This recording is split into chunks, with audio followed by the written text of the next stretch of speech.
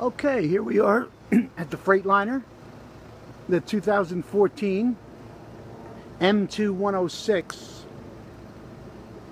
four-door single-axle tractor.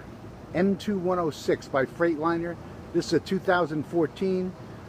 This is the truck I'm going to be taking cross-country and traveling around the country when I retire. Okay, so we got a couple things I just want to show you here. All right, this is all welded on. This bar in the front here, and this 2-inch hitch that holds my 36,000 pound worn winch. It can be hooked up from the front. Over here's the quick disconnect, or from the back of the tractor. Okay, there's my mega light. I call it the mega light. My eagle on the hood. I took that piece of junk that comes with it, a little fan hood they give you. So I took that off and put the big eagle on there. All right, as we walk around, here's the steel bumper that we welded together and painted. And we've got to put another coat of paint on it yet. And this is the little mule. All right, like I said, this is a 4-door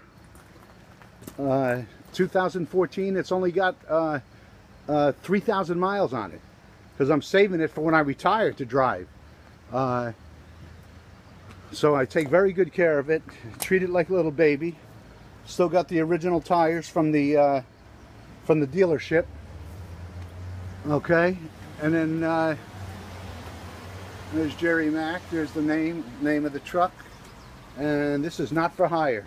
I do not pull anything with this except for my 28-foot single-axle tractor, my single-axle trailer, which I just got done putting a 50-gallon reserve diesel tank on it. That's one of those diesel tanks that they use for the refrigerated trucks. Okay, I got my my 4 mud flaps. Another toolbox, here, another mud flap over here, and my tire whisperers, I call them. Okay, this is already an RV. We converted this last year into an RV. On the back, I have another hitch and a brand new commercial bumper that I installed on it, made of all new steel. It was all rotted out, so we put this on, all new lights on it. All right, what else? And on this side we got more storage space underneath. There's a steel box that's got the 2,500 watt propane generator in it, and it also runs on electric. There's the electric inlet. I got it hooked up right now. Underneath here, more storage. My welder friend Hector welded this steel on here. These are steel doors with locks on them for storage underneath the trailer. And there's the single axle Freightliner, baby. All the way. This is a 100-gallon tank on this side. It only came with an 80-gallon tank. This I ordered extra. We just welded this on. This is to hold the chains. So when I go over Donner's Pass out there in Nevada, you know, sometimes you can't go nowhere when you're going cross country unless you have chains. So we got them as a backup. And there's the lock that keeps that locked. Here's the back of the tractor. Single exhaust. You know, nothing fancy. All factory installed. All right. Okay, now we're going to go inside, and I'll give you an update on the build. There's my Light Force flood lamps I got. Okay, this is an update on the build. This is all 3/4 inch oak plywood here that I have in here.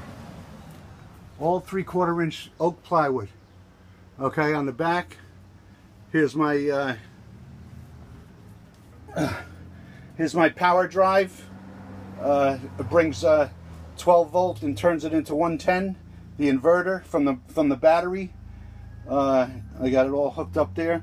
Here's the cutout in the plywood, so I can get at these fuses here.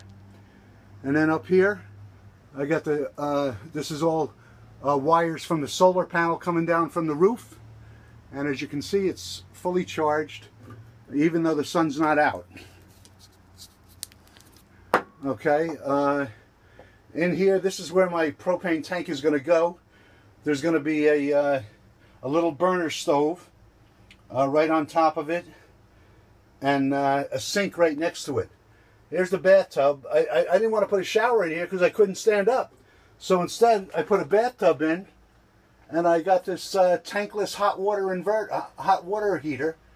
It gets hooked up to my 30-gallon freshwater tank that I'm going to mount underneath the Freightliner above the drive shaft. Okay. There's the sink. Here's the cutout to get from the driver's seat into the back seat here.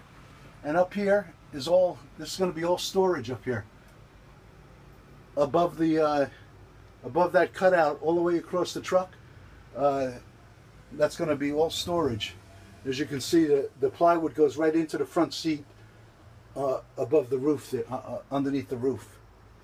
All right, so we're still doing plumbing and doing electric, and I'll keep you updated.